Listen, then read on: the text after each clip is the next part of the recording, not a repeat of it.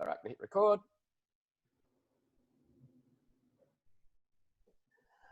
Hi everyone, and welcome to the Jeff Buller Show. Today I have with me Sophie Howard.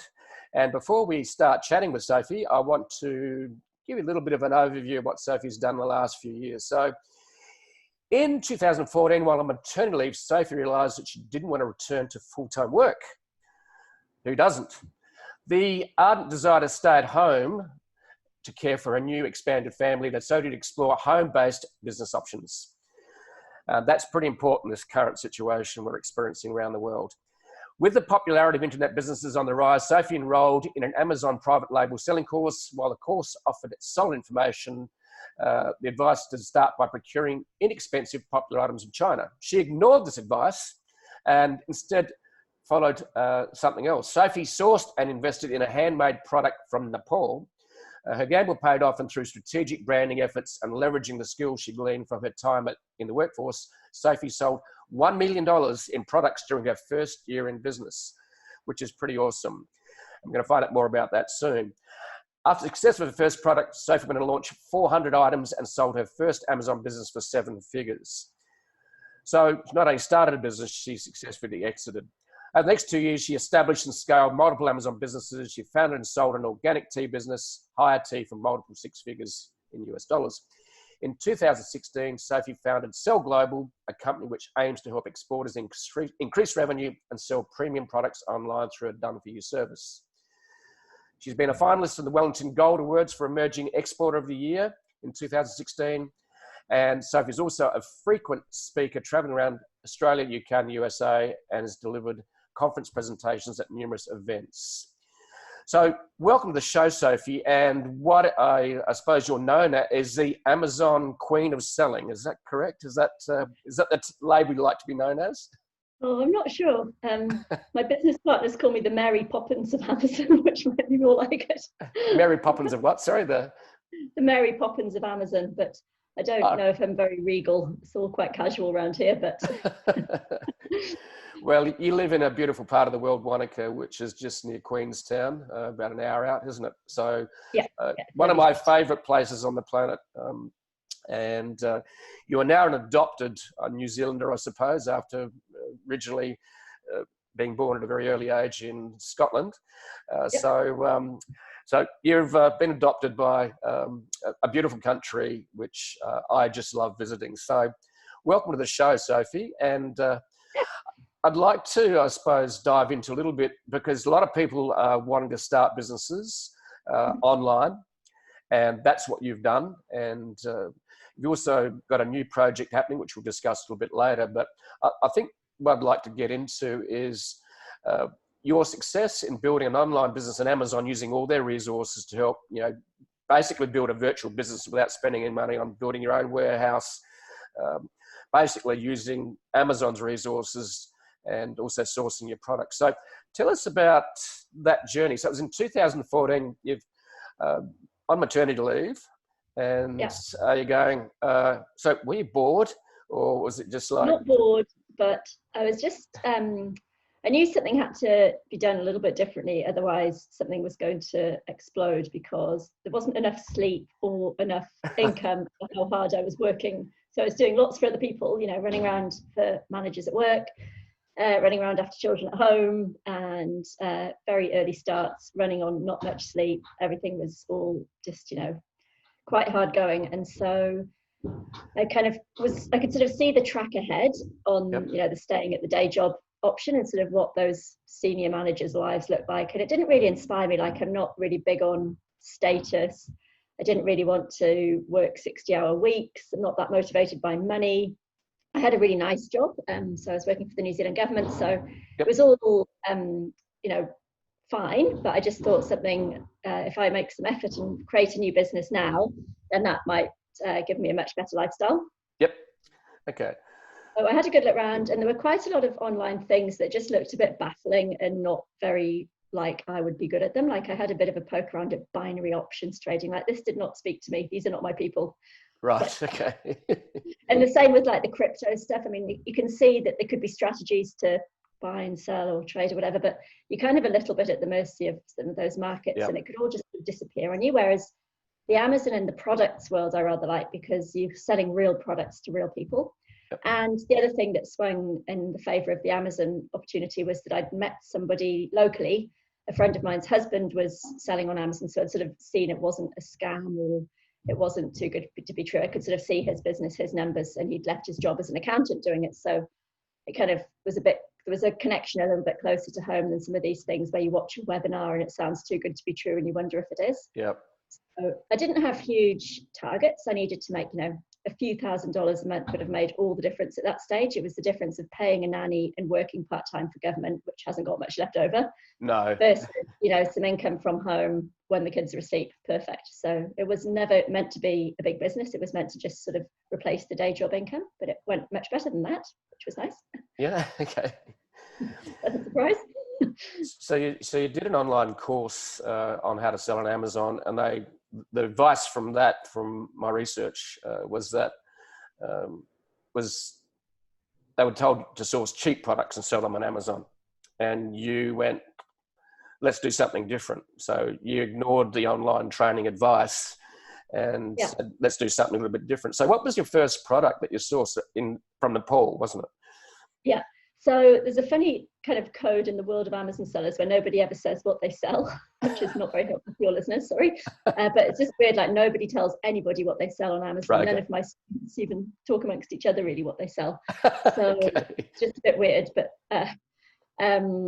and also I've sold that business. So the new owner doesn't want me broadcasting what that product was because people will onto it. So but it was just something really small and simple. It cost a couple of dollars and I only had to buy 75 of them or something to get started. So the other nice thing about that business model is you don't need thousands to get going, which is good. So I just did a small order and then barely stayed in stock as sales just rocketed away. And I still do business with that supplier. He provides other products that he sells to me now in another brand.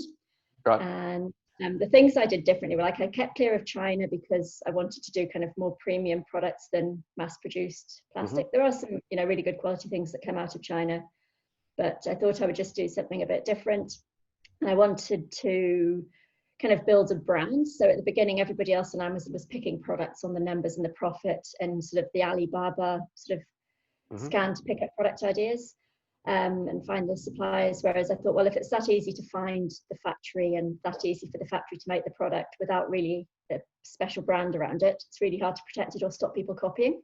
Yeah. So I did this handmade product. It was made by a charity in Kathmandu that employed disabled women. It was all very feel good. And then the packaging and branding was really beautiful. That was done by a friend in Wellington, and charged an absolute premium for the product. So it cost a couple of dollars, but I sold it for $30. Right. And nobody's ever copied me. So one of the real challenges on Amazon is if your product starts to do well and it starts shooting up all the rankings, then everybody jumps on it and copies it. But I've done over 1,000 different products now, and I've never had somebody, it's called hijacking, where they copy your product exactly and then set up a competing listing. So I've never had that happen to me. So I've just kind of kept doing what suits me and what works for me. And it's been kind of the less competitive products and just keeping clear of all the big crowds really. Like there's a whole industry how to outrank the other competitive Amazon sellers, advertise this way or launch that way, or get reviews this way, or do 50 other marketing activities to get your product moving, whereas I don't do any of that. I keep it really simple, but just have more lower competition products, and they will add up to be a nice little portfolio that's not too stressful or time consuming to manage. And every so often I'll sell off a brand. So I'm building a couple of new ones up at the moment, and they're going really well. So thanks to coronavirus, while everyone's been stuck at home, there's been a huge spike in Amazon shopping. I think there's $11,000 in sales a second on Amazon at the moment, at the time of recording this. So that's still locked down in the States. And they're predicting it won't obviously stay quite at the crazy spike it is at the moment, but it'll still be really solid growth after this because so many people will just get used to shopping online. Yep. And they'll start things like getting their grocery basics through Amazon, which they wouldn't have done before. So Amazon's been a good platform. And then I've done some other things on other platforms as well. So a little bit of Shopify, some subscription boxes, but usually the products start their lives on Amazon. It's a nice way to test the market without having to do all the other bits of the business to get it to initial customers. So the route you've taken is more a premium, more handmade sort of route. Is that correct? Lots of handmade stuff. So I go to India at least once a year sourcing products, Yep. and that's been really good. And I kind of meet really cool, people that make really cool stuff, and I meet them firsthand. And they're not online; they don't have websites, any of their suppliers. So it's a Yep. really good way to get your hands on unique stuff that other Amazon sellers won't. And also just build other brands. So other kind of home decor type products I've sourced from India, and I'm selling them not just on Amazon now. So Right. yeah, so premium brand is really important, because if you just have a commodity that other people can get, then it's just a price war and it's all over very quickly. Yeah. And then the person willing to take the lowest price wins, which is not really winning. No, it's not a fun game to play when you become the price taker rather than the price giver. And I really do like what you're doing in terms of doing something that you enjoy. Like, look, you looked at different business opportunities, nothing actually ticked the box or made you feel comfortable, or it just wasn't you. I think this is the thing, is a lot of people will leap into start a business and they go, I just want to make money. And I think if you're really going to pour your heart and soul in it, your heart and soul needs to be behind what you're selling, whether it's whatever that is, whether it's a service, whether it's, and I certainly remember when I started the blog, it was just a passion project. And I really didn't start up with anything except to have some fun along the way. And then it became a business. So it was fascinating, and still is today. I like opening up my email is like opening a box of chocolates. And I do love that Forrest Gump saying, life is like a box of chocolates. And it really is. And I think if you're true to yourself, it really can be. It's just amazing what life how life shows up. I've read just a great book recently called The Surrender Experiment by a guy called Michael Singer. And he wrote a book called Untethered Soul. And so it's a pretty special book, and also an incredible story, which is the Surrender Experiment book that he wrote. So you started, you're sort of out of the gate pretty well. What was the biggest challenges? So you've sourced the product, and now you've got to navigate how to sell on Amazon. So what are some of the biggest challenges you found with starting off on Amazon that the listeners would like to know about? I suppose just any of those new business things that you work on. It doesn't matter what channel or platform, or if it's a product or service, you've just got this lurch where it gets harder and worse and more work before it gets better. Yeah. So you've got sort of at least 6 months pretty much. I think I quit my day job 9 months in, but there were days where I was just burning the candle at both ends for a long time. Yeah. And so I've got, pretty determined sort of way of doing things. Like, I don't give up on stuff too easily, but when you're sleep deprived, it's really hard to be. And also I had quite a stressful job. So I was working in the in MFAT, so the Foreign Office, which is Ministry of Foreign Affairs and Trade for New Zealand. So quite stressful, big days, serious work, big trips, lots of overseas travel. And then if you're trying to be creative and you're also tired and or stressed, you just can't be creative. That bit of your brain just shuts down. And most businesses, you've got to be a little bit creative, especially as the owner. You might have tasks to be done within the business that are just churn out something following best practice. But the original ideas and the thinking of a brand name or making a decision which supplier to go with, like if you're not really clear-headed, you just spin and then feel overwhelmed and then go back to watching a training video which doesn't actually move you forwards at all. Yep. So I think when you're learning, it's really easy to stay stuck in learning mode and not enough doing. Yes. And the only way to, well, certainly I know everybody learns a bit differently, but I only really learn when I'm doing it. I can watch training videos forever and I get a bit stuck doing it. Like, I read books because it's so enjoyable. I read lots of books. I listen to audio books, listen to lots of podcasts. I kind of wish I could just get paid to do that. I love it. I love soaking up all the new stuff. And then when I have to do the work, I'm like, oh, where do I start? I've just listened to 5 books and got this inspiring podcast over here and was reading about this cool company over here. And I've got all these ideas for my own business, but just that sort of that first next step's quite hard of doing. So the book that it's a little bit over-engineered, and I think it's sort of been around for a while because it works, but it is a bit clunky, is that Getting Things Done by Dave Allen. Yes. Which breaks down every project into a next action. And then I hired a girl who's in Sydney who works with me now, who's really organized. She's a former lawyer. She's much more structured. and very disciplined, very orderly. And so she helps me put all my scatty ideas into a system based on that getting things done. There's an app called Todoist, which has got a version that sort of connects in with that getting things done philosophy. Right. Or model. Is that to-do list, is it? Is that an app? It's called Todoist. Todoist. Okay. So it's a little app that syncs between your phone and your laptop, and you can just assign tasks or see what tasks you set yourself. So it's not fancy project management, but at least it means you don't forget to do things. Yeah. And we've tried, I mean, I still think there's a massive gap out there on the tech front for small business owners, like the number of different things I have to log in and out of every day, and connecting apps here to databases there, to email things there, to pixels on Facebook. I mean, it's just hideous. I'm not techie, just drives me potty. So I outsource most of that, but you still have to kind of understand your own business. You do. But that Todoist thing has been the simplest and best way of us keeping good forward momentum on the stuff that matters and not forgetting stuff. Yep. Otherwise, your head's full of trying to retain stuff to remember to do, and then there's not enough processing power to actually do any proper thinking. So It's good just to get all the to-do lists, all the back of mind nagging things out of your head onto a system. So that was probably my biggest challenge, sort of managing energy, not so much managing time, but managing energy and focus when I was working on being productive, and then having a system to get all the work sort of through to the other end where it delivers. Yep. So I've got, all the time I'm like this, like I've just got handwritten notes all over my desk, and naturally I'm more creative than I am operational. So more starting than finishing by a long way goes on around here. I have to hire finishers who despair of me. Just have to, I think we sit in that same gap. My team, like my marketing manager in Hungary is attention to detail, because I've got all these ideas, and sometimes my team says, Jeff, we can't do all of this. What are we really going to do? We need to get focused, and we need to get some detail done. And like just starting this podcast was like, oh my God, okay, so I've got to navigate. How do I get it on iTunes? Where do we host the audio? Who does the editing? And I knew that this is why I put off podcasting for about 4 years, because one of the longest procrastination projects I've ever had.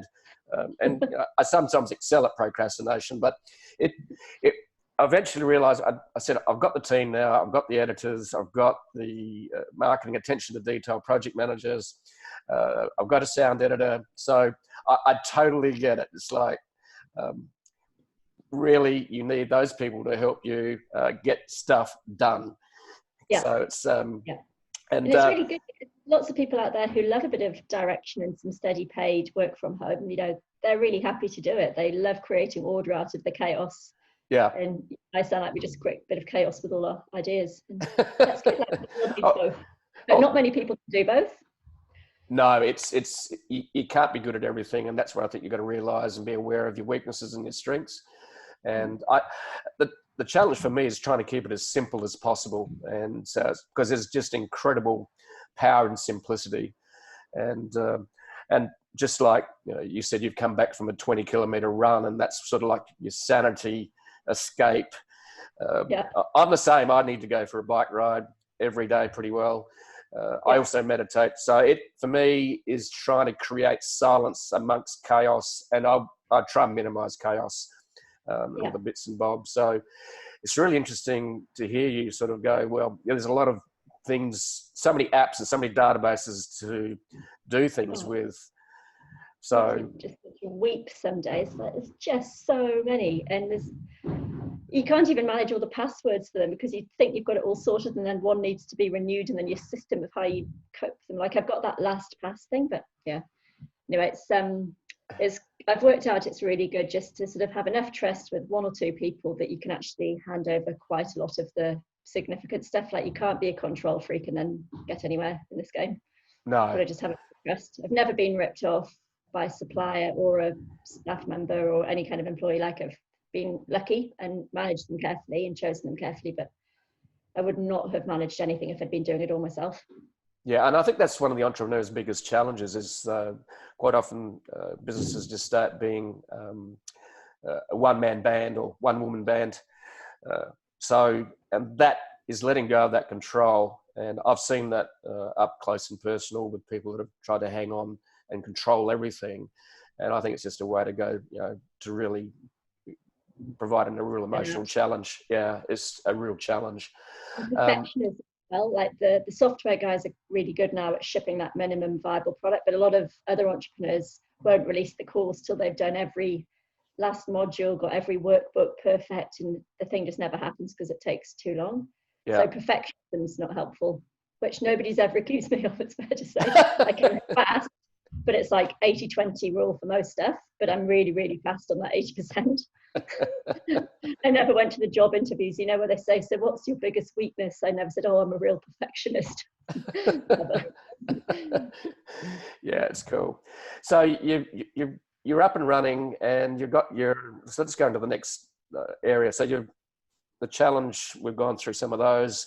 Now what's happening is you're doing well. So what happened for you saying, okay, was there any thought you were going to sell this business? Or was that part of your exit plan? Or was it just, it showed up, someone knocked on your door, sent you an email? How did... it seemed a bit too surprising that I had this massive business very quickly. It's like, I wonder what this business is worth. So I was just a bit nosy, like, how much is this thing worth that I've created? Because it was all in US dollars and I was living in New Zealand. So these numbers were huge by the time they got home to me. I was like, so I did about 18 months in, I did that sort of financial year end in the March. So it was almost 2 years old, about 18 months old. I had a full set of tax returns. Everything was up to date, filed, bookkeeping was up to date. And I've got a friend, Jock, who's from Sydney, who runs Digital Exits, which is now in the States. He's a business broker. So I said, Jock, what do you think this business might be worth? And he replied and he said, I think I could get you 7 figures for it if you want me to sell it. I was like, okay, let's sell it. Because I still had a mortgage and, it was going to make a big difference to life of, 7 figures US. It's like, 18 months work, $1 million, I'll take it. You never know what's around the corner. It was profitable, it was going well. It's like, I think I wouldn't mind that. It'd be a really good feeling. And so we sold it. The first person who looked at it did due diligence for a couple of weeks, then bought it. We went to Bali for 3 months with the kids before the eldest one started school. That was it. And then we moved to Wanaka from Wellington. Right. Built a house down here, and big lifestyle change. So now I've got a horse again. Go skiing with the kids. They have skiing for school every Thursday in the winter. So it's great living. And it's like this beautiful little ski town in the middle of the Southern Alps. It's beautiful, but there's no jobs here. Like there's no way you could afford a typical house here. They're all well over $1 million. And there's no jobs apart from a bit of hospitality. And so it's a place where you sort of have to arrive with some other income. So working online has been great. So when I sold the first business, I already had another one in the works, sort of the T1 and another one as well. And so they've grown up and I sold one of those. And then I've always kept on with new Amazon products the whole time. But then I started helping some companies with some consulting, but that was really hard to do from down in the bottom of the South Island with the young children. It was all just a bit hard. And to also just be answering your phone all day, like that kind of client consultant relationship didn't quite work for my plans of, having a, family centric lifestyle kind of business. It was suddenly back to being a consultant and writing board papers and proposals and remembering to write reports, and just a totally different way. I just got quite used to running products, and products are awesome for less humans. It's good in a business. If you can have a business without too many staff or too much communication time, you can actually get a ton of stuff done. So the coaching, the consulting is hard to other businesses because although it's lucrative, it's still really exchanging your time for hours, for dollars. It's still hours for dollars, even though it's nice. When you're specialised and can give them lots of good help, it's kind of lucrative, but doesn't really scale. And then you've got to bring on staff to help deliver. So it kind of goes back to where you were as a day job employee a little bit after a while. And then coaching other people, helping them find products. That was the bit I really liked. Yep. Because there's so many new products. If you help a company, you're trying to shoehorn their existing product onto Amazon, or seeing if it fits first and then helping them sell that product. Whereas helping a new entrepreneur choose a brand new product that suits Amazon, that's really well positioned and likely to do well, that's really fun stuff. And that's what I do all day, every day in my own business, like choose what to sell rather than choose how to market something you've already got. Yep. So that was good. And I started off doing that one-on-one, but then moved that to a group and a course and a bit more leveraged way to teach, because I was explaining the same principles to everyone the same way. Yep. So now I've got a way where we've got experienced coaches helping give people feedback on their product ideas and helping them get through all the steps between choosing a product and a supplier and then launching it. Mm-hmm. So that's been a really nice best of both worlds, like still involves helping people learn how to do Amazon a good way, like the way I've done it, and I think still obviously the best way, and some extra help on the team and a business partner doing marketing, and yeah, so that's been really good. And then it's just led to all sorts of things. Wrote a couple of books, been on speaking tours all around the place, teach all around the world. It's been fantastic. Yeah, so you took your expertise and you turned it into training. Is that the company? What's the name of that? Is that Cell Global? Is that No. This is the Blue Sky Academy. So Knowledge Source in Melbourne promote it. Yep. And we work together on that. Okay. And it's a really good partnership. So they're an education company, and I was an Amazon person, so it's a really good match.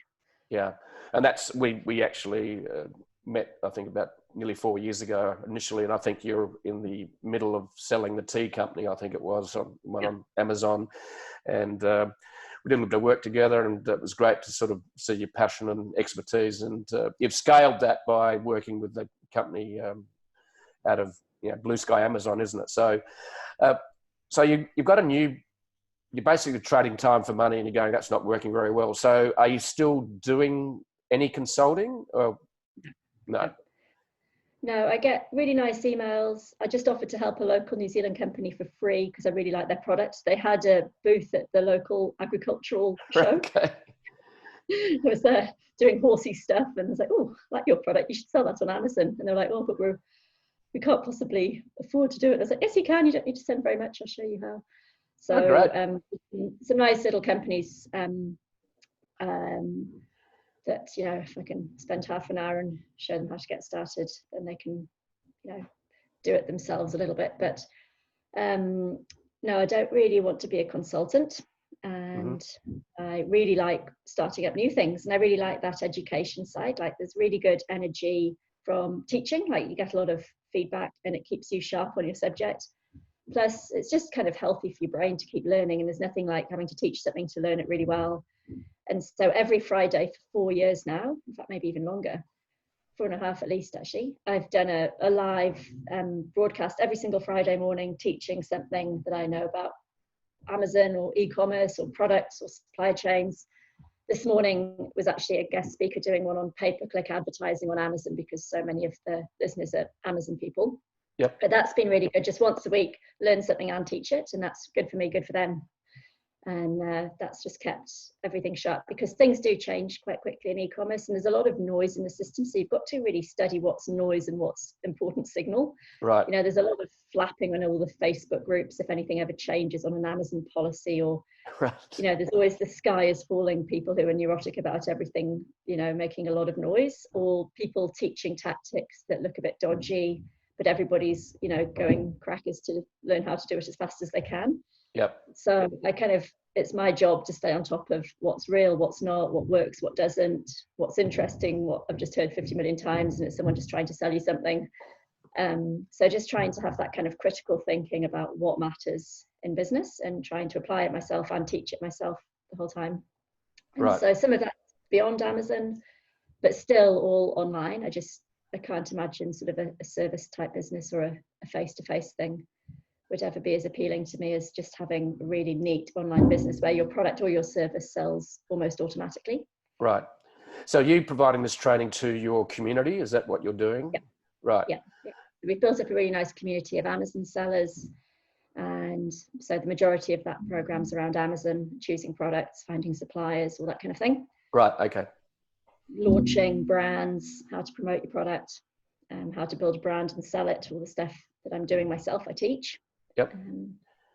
And then as part of staying on top of what works for products business, as I go and keep up to date on Shopify or Facebook ads or other areas that you just sort of by association need to know about and keep up with. Okay. They change a lot faster than Amazon. Amazon's lovely, it's so stable. The rules are very set, very clear rules, and they change a bit. They're always closing off loopholes that the dodgy people are exploiting. So they're sharpening it up and tightening it up all the time. But you kind of can see Jeff Bezos's game plan. It's pretty big and pretty obvious. You know, all products in all countries forever, total global domination. So if you get a good product ranked and selling well, then that should have a profitable life of years ahead for you, not weeks or months like some drop shipping trendy fad thing that relies on you running really aggressive Facebook ads and monitoring them every day. It's not set and forget, but it's about as passive an income stream as I can see anybody can ever make with Amazon. Well, that's actually quite good to hear about that. Amazon's not changing its algorithms and rules too much. And the challenge we often have as digital marketers, digital entrepreneurs, is that it's quite often is the battle of the algorithms that you're constantly changing, and social media, which is where I've been playing for years, and also search engines. It's like, what did I do wrong? Google's dropped my ranking, or and you're going, because it's all a black box, right? You don't know what's going on, and since 2013, 14, when everything moved from being organic on social to be pay to play, the algorithms, and it applies even to emails now. So, Google, Gmail, put in tabs. So, and I totally get that. And that is the challenge. But it's great to hear that Amazon is keeping the rules pretty clear without changing them too often. And I think that's important. You're investing in helping them to actually grow a business. And it's a partnership. So it's mutual. So I think Google's rate of change and also the other social media rate of change, I find quite challenging, especially because the community is actually making them successful. So it's fascinating. So Amazon's very consistently all about the customer experience. So if you're doing something like buying fake reviews so customers think the thing's better than it is, you're going to get hammered one day. It might not be today, but they'll be tracking who's in which Facebook group that sells reviews one day. Woompher, off with your head. You got no warning, no appeal, gone. So it's really risky, and people do that because it looks easy and they'll never get caught, or they just do. And the other one is all these funny launching things people do. They give away hundreds of units a day to get onto page one. But then that skews what the first page of results looks like, and Amazon won't like that. So people get away with all these rebates behind the scenes, and God knows what they do. It's all quite an industry about getting products ranked, but it's not within the spirit of how Amazon wants customers to experience the products for sale. So I go for these lower competition ones and don't do any of that launching, ranking stuff, never have. And it's usually worked well. Like when I had a weight loss tea, which was just green tea and some white tea, there was a bunch of kind of weight loss teas that were basically just laxatives for sale in the same category. And the FTC in the States, which looks after kind of consumer affairs, did this absolute curl. They were like, all of these people have got these dodgy ingredients, dodgy brands. They're not registered. They've never had their product safety stuff approved.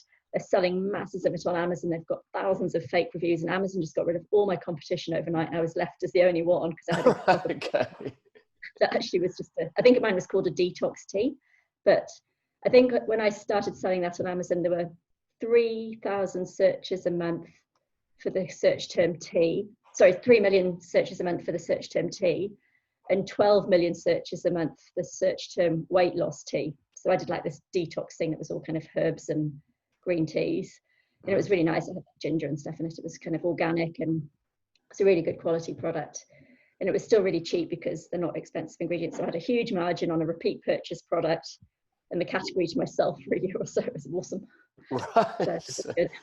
So you recommend... That was because everyone was gaming it, and they'd spent a lot of money playing a game that was whipped out and taken away from them. So don't like those shortcuts and hacks. They never really work.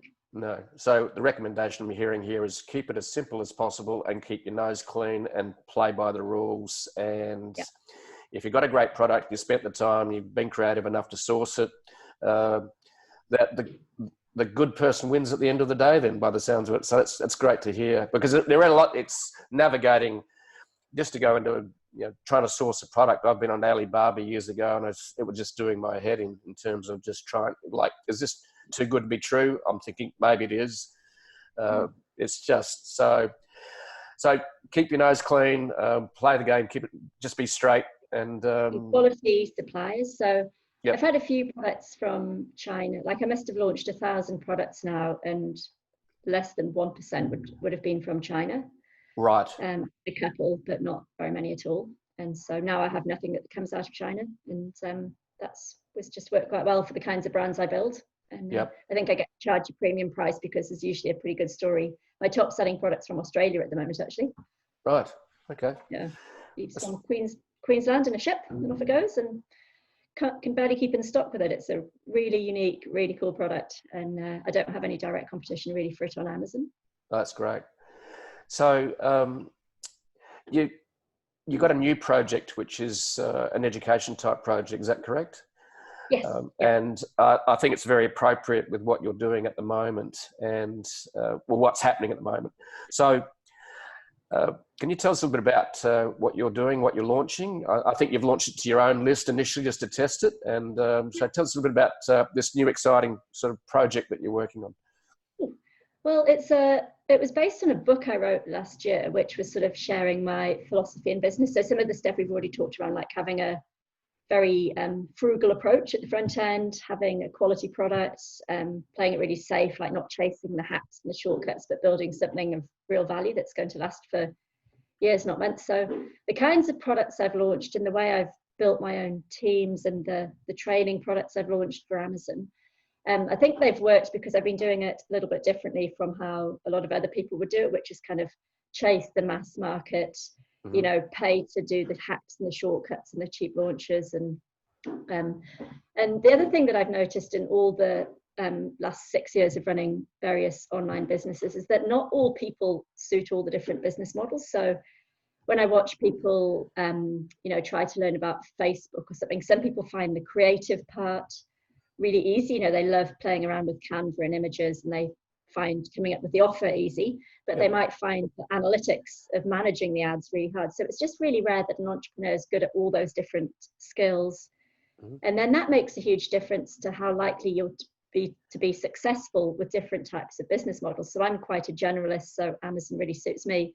But someone who's really analytical, you know, would struggle to do, you know, something like being a Instagram. You know, there's like a natural fit for certain personality and skill sets with certain business models. So the new project I've been doing is called Freedom Navigator, and it starts with a profiling quiz to help people understand more about their strengths and their skills and their personalities, and matching that up with the current online business models that are making money today. So it's really neutral. It doesn't promote one business model over the other. It just shows what's out there today, and for each of the different profiles, which ones are most likely to suit you, that you're therefore more likely to do well at and enjoy, and not burn out or always sort of feel like you're working really hard at it, but just something where you're more in that flow state, doing what you're naturally going to be good at.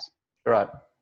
So it's been really fun because I've had this very privileged spot of A, starting a bunch of businesses that have worked well, but B, teaching a bunch of people who, some people get some things instantly and other people, they really find it hard. Yep. And so just trying to sort of show that landscape of what's out there, what's working, and what's a good track to take based on your profile. Right.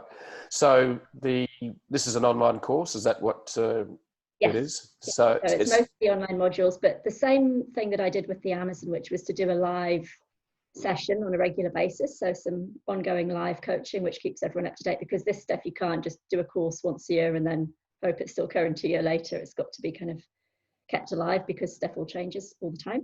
Right. Okay. So the online course is one driven by the book that you wrote a year ago. Is that correct? Yeah. Yeah. So okay. Freedom Navigator, the name of the book and the program. Okay.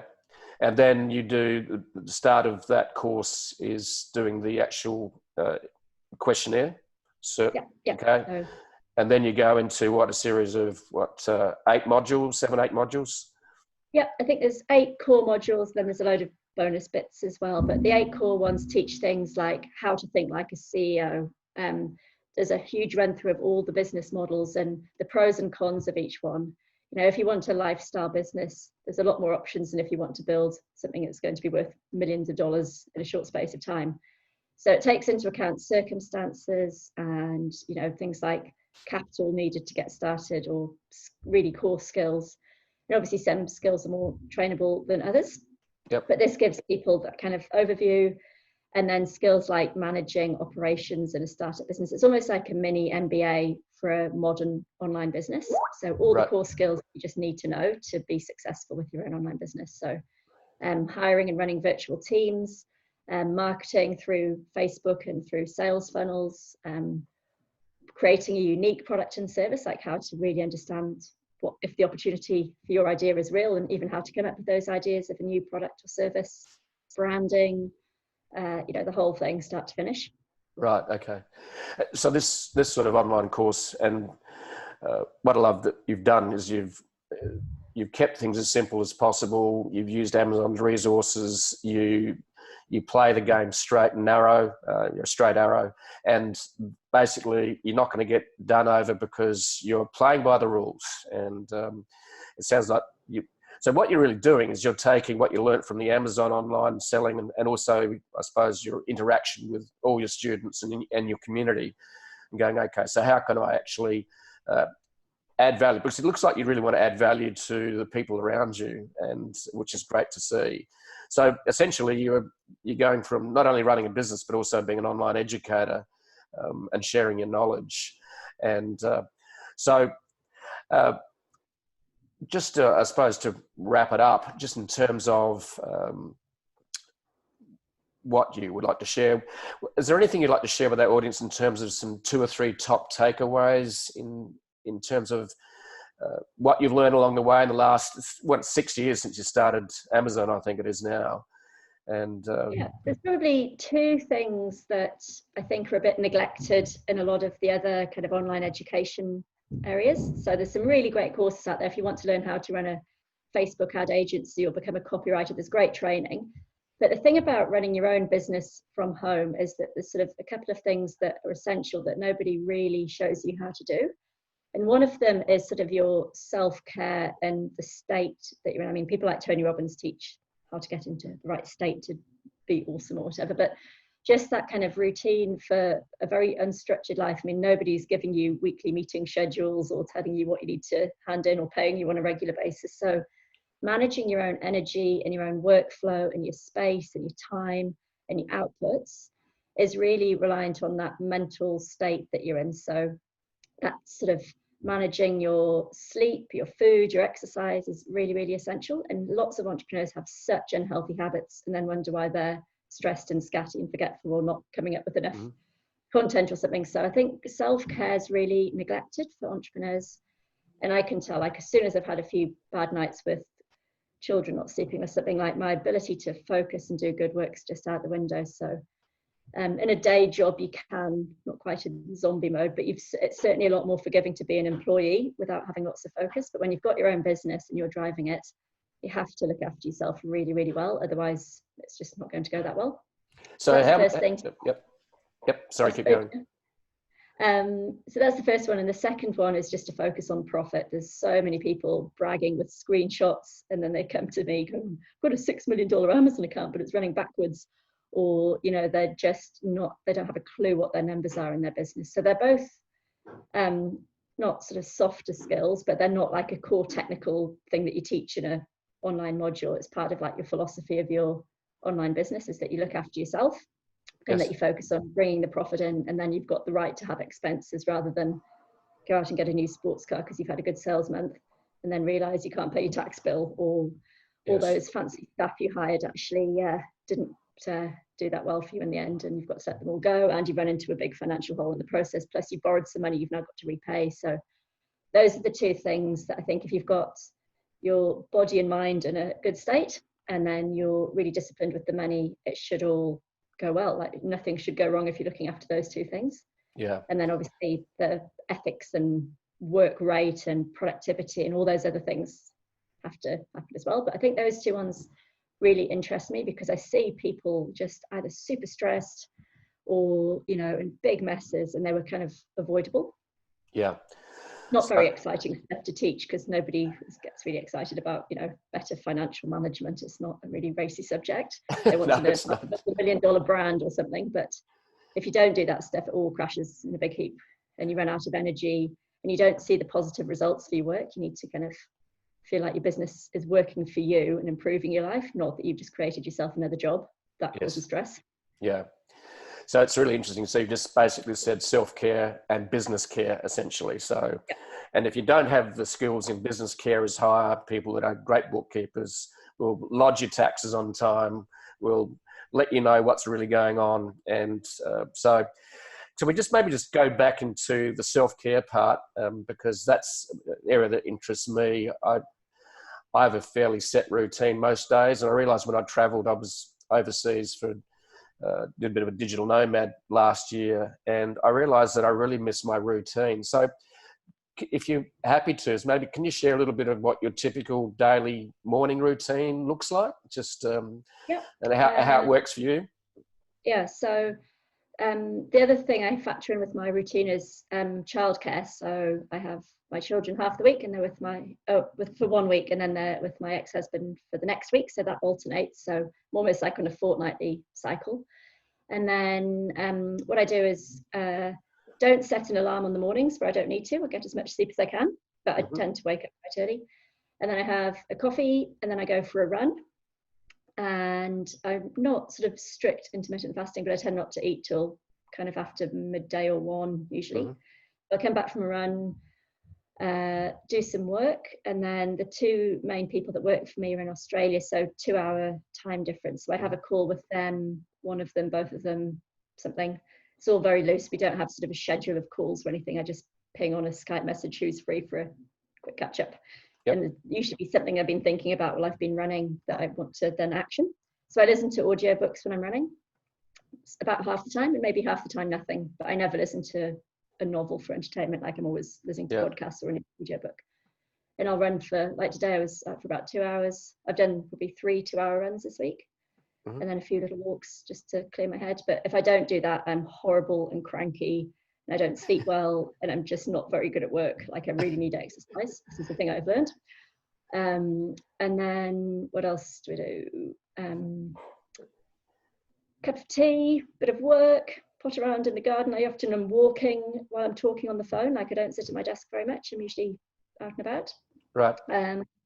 Work in the lounge. You know, there's actually a load of banging and crashing. I hope it hasn't come too loud on the audio on this, but there's a builder turning my basement into a recording studio, so I can do proper calls from a proper office after 6 years of being at the kitchen table.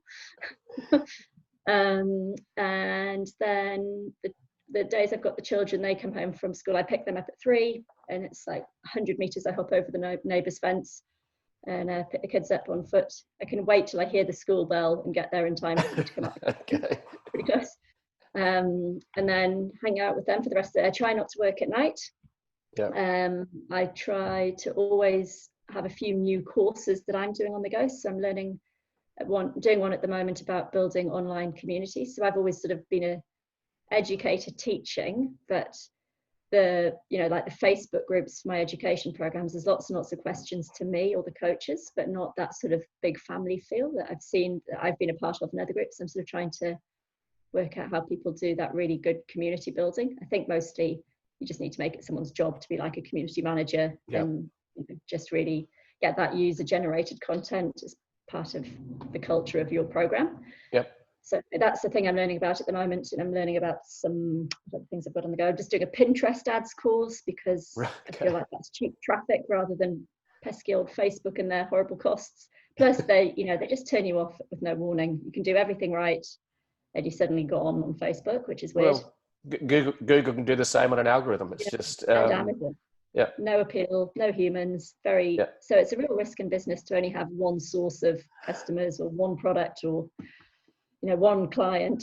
Just too risky. So I thought if I figure out Pinterest ads, I'll use that for my brands, and then I'll be able to teach it to my Amazon people and the Freedom Navigator people. Find that useful for some products, not so much for services, but certainly some products really will suit Pinterest. So so I always do a bit of learning every day or read something. I think not enough business owners read enough. I think you're probably like 3 or 5 books that you've probably understood away from being an absolute leader in pretty much any field of business. There's not that much, and especially in online business, like half of these things have only been around a couple of years. You can easily see everything. It's all transparent because it's all published and free in front of you. There's quite good courses on some of it. There's Facebook groups, and you can master anything you want to learn really fast if you know how to learn. Yep. So one of the modules in Freedom Navigator is how to learn and how to have good habits, just to kind of keep that brain fresh and absorbing the stuff that matters and not getting stuck on stuff that doesn't matter. And we teach a lot on mindset, and a whole module on mindset and a whole module on productivity. Right. Okay. So those are like core skills. If you can't keep your mind focused and clear on what you want, and if you don't have good workflow, it doesn't matter how great your idea is, you're never going to finish it. No. Yeah. What else in my routine? We eat quite early. Children are 6 and 8, so we're not up late. And then don't really do any Netflix. I'm usually quite tired at the end of that day. It's quite a big day. Yeah. So I try and do all my client calls. So if I've got coaching calls, I try and do them sort of in the mornings on the days I'm not going for a big long run. Yeah, it all somehow fits in. No 2 days the same, no 2 weeks the same, but there is a bit of a general routine there. Like yeah. Well, I think routines. Well. Yeah, routine's really important because it gives you freedom. Everyone thinks that routine is basically like, it's not freedom, but it actually is freedom because it gives you a structure which allows you to actually be more productive. And I like when you talked about that you quite often aren't listening to something when you go for a run. Because I think the other thing as an entrepreneur and also as just human beings is giving yourself some silence. And because if you've got your head full of noise, how can anything come in? And I think that's really important. This is something I've discovered over the years, and I might listen to a podcast in the car, but if I go for a walk, I go for a walk. I take my phone with me, so I've got an idea, I can actually write it down. I think you meditate as well, don't you? Which is good. Yeah. How do you do yours? Do you just do it every morning, or? I do it pretty well every morning before the mind gets too active. The thing is, it's more about the practice. It's like saying, well, I didn't meditate very well because I had thoughts coming in all the time. But it's just like exercise. The reality is it's a practice. And I think the other part of it, one of the books I read years ago, The Power of Now, is just trying to be really, and this is the big thing now, is mindfulness. But I think and the Michael Singer book, The Untethered Soul, which was introduced by my first interviewee, Melissa Smith, told me about, and I went and got it and bought it and read it. It's one of the top 10, one of the top books I've read in my life in terms of, because I think the other thing that I discovered too is that if you're aware of the chatter of the mind and the damage it's done, and talking to a psychologist friend of mine, he called the mind chatter like an evil uncle. They show up and knock on your door and going, okay, well, look what happened in the past, worry about the future. And they're going, well, actually, if you had this person show up and come into your house physically and tell you these things that's going on in our head, you would kick them out. You would literally kick them out of the house because they're the evil uncle. And I thought it was just a great analogy. So the meditation for me is, and I think meditation is not just 20 minutes in the morning. It's also trying to be really just in the moment as much as I possibly can and catch myself and being aware of the chatter. And like you're going for a walk and you're looking at someone that's sort of like, oh, look at that person, or how dare they park that way? They weren't thinking of other people. They're going, hang on, what's this mind chatter going on? And I think really good mindfulness starts with awareness. So I just really enjoy the silence, and I try and give myself as much of it as I possibly can. I was a guest on my show recently, Danny Yenny. His podcast came out today. He walks for up to 2 to 3, 4 hours a day. Yeah. So he structures his day. He's got 2 young kids as well, but he gives himself the silence and the space to actually, and the term he uses, he wants to make, it's not about the quantity of work, it's about the quality of your decision making. And I think that's really, really important. And that's something that he learned from someone else, which is a venture capitalist out of Silicon Valley. So it's really interesting to hear your thoughts on routine and how you craft your day. And I think it's important. If your day's full of chaos, like you're going to be scattered and you're not going to make good decisions. Yeah, the thing that kills me is too much international travel. So New Zealand is so far away from everywhere, and I live at the bottom of the South Island, so I've got like half a day just getting to the international airport to get out. And then I've got a 12-hour flight, then I've got another 12 hours, then I've got another flight. I mean, I'm just a wreck when I arrive, and I sleep on flights, and I travel quite well, but it's just so much dead time. Yep. And then the time zones and jet lag, and like if I've got a week trip, I'm kind of out for a month because I've got to juggle childcare, I'm backlogging all the other work, I'm tired. It's just, yeah, everything is thrown around by travel, and I love traveling, so it's a bit of a challenge, but I think in the future I'll probably try and travel a bit less than I did over the last couple of years, and I just don't like being away from the children for too long at a time, and it's just exhausting life on the road, but it's sort of invigorating and really fun at the same time as well. So I've kind of got a bit of a love-hate one with that. Just went to a trade show in Germany to check that out, so I take a lot of my Amazon clients to trade shows, and help choose products on the ground, which is really fun. So we go to India every year. Last year we went to India, Vietnam, Hong Kong. I went to Germany this year. There was somewhere else I went last year. So tell me how do you run those? Like, how many people would come on that sort of road trip with you? How many did you bring with you? The last one, I think we had about 50. Wow. And those are the coaching clients who do a different program where they get some more help from me and my team choosing their products, and a bit more hand holding, and a bit more of the advanced strategy than we teach everybody at the start. And so some of those people know I go to these trade shows, and I said, oh, I'm going, do you want to come and join me? So I take a couple of those trips here, and they're really fun, and I quite like going to check out new ones as well. So I just checked out a big one in Germany, and that was really, really good. So yeah, there's lots of travel, which is another nice thing about having an online business, that you're at home, the convenience of home life nearly all the time, but when you want to be on the road, you can be, and that's really cool to have your laptop and Wi-Fi and off you go. In fact, I run most of my business off my phone. Then I've got two people working for me who cover the kind of the coaching and Amazon, Freedom Navigator, all my Amazon products. I mean, they pretty much run my life. They do everything. Right. Okay. So tell me a bit. So you run a lot of your business off your phone. Tell me a little bit about that. I find that rather intriguing. Oh, well, I'll do a Skype call while I'm walking around the block, or I'll do instant messaging or email off my phone. So coaching calls are on my laptop, but a lot of the rest of it is just keeping an eye on things off my phone. Like I track my Amazon sales off my phone. Most of my suppliers for Amazon products I talk to on Skype. My nice guy whose products just run out of stock. He's out of lockdown wherever he is in about a week. So I'm just ramping up a big order from him for as soon as he can ship it. So I do quite a lot of that.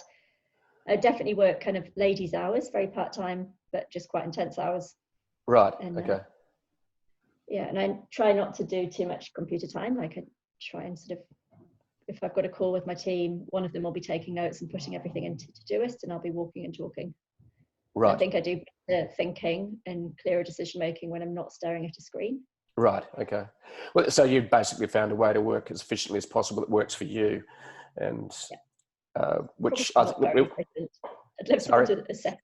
It's probably not that efficient. but it worked. Stuff I've forgotten to finish. Yeah, but it works for you, and I think that's the important thing. It's not perfect, but it works for you. Yeah, kind of. Sometimes I wonder what I'd achieve if I actually got myself properly organised. It's not my strength to be very organised, but I definitely have plenty of ideas, and I've always been able to find really good people to help me finish them, which is good. Great. It's important to surround yourself with the team. I've got a start and a finish. There's no order. My filing system is my desktop. I mean, people despair, and I've got quite a lot of business flowing through, and it's just absolute hodgepodge. I don't know if I should really admit quite how messy it is, but I'm messy. My work's messy. I don't know. Can't really take it. Like I cannot think in a rational, orderly, in a logical, orderly way. I just don't have a brain like an algorithm. Yeah. And some people do, and some people will remember what they called that file, and even what system that filing system lives on. Like I don't even know if I'm on Dropbox or Google Drive, or have I even ever saved it.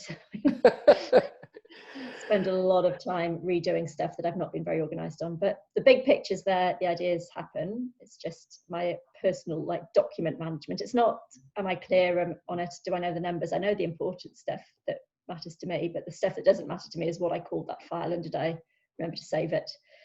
So not super proficient, but definitely Yeah. fast. Get stuff done fast. Great. Well, the results speak for themselves, Sophie. So I don't think you need to beat yourself up too much on not being a filing expert. Yeah. You're the creator and the conductor, so it's just great. So thank you very much for sharing your story, your routines, how you started, and I think especially at this time in the world's history, with a lot of people wanting to start an online business, I think your new Freedom Navigator training is something that's very, very relevant, and we'll share some of that, and we're going to have a chat about helping you get that out to the world, I think, because it's really, really important for people. It is indeed, the digital world can give us incredible freedom. The tools are there. Quite often they're free or low cost. So I look forward to sharing that with my audience, and thank you so much for coming on the show and giving us your time. It's great to see you again after a few years, and it's just been fantastic to see your success continuing to unfold, and your time is actually maybe even more relevant than it was even 4 years ago now, I think, in terms of what you're doing. So thanks, Sophie, so much for sharing, and we look forward to getting this show up actually sooner rather than later, because it's so relevant. Thank you very much for your time. Thanks for having me on the show, Jeff, and lovely chatting as always, and hope your listeners have found it useful in some way. So I love just sharing what's worked in business and, you know, ways I've managed to cut through overwhelming choices. And so the more I can share of that, the better. And I'm just sort of interested in business, so I love having chats with people like you who get business and are interested in seeing what helps people succeed at it. Yeah, well, what I'd love about this, doing the podcast, which took me 4 years of procrastination to break through, is I get to chat with, you know, just really smart, great people, you know, that essentially changing the world. We're still all human. We've all got our struggles. But at the end of the day, I think just seeing people that are on purpose, doing what they love, and working out how to do it, and making life a joy and a success, and just, you know, also being human along the way. And as we know, the human condition is not one of a smooth, easy path. It's one of actually learning as we go, and being able to get through tough times. And sounds like you've been able to do that as well. So thanks, Sophie. It's been an absolute pleasure to have you on the show. Good stuff. Thanks, Jeff. Talk to you soon. Bye. Okay, bye.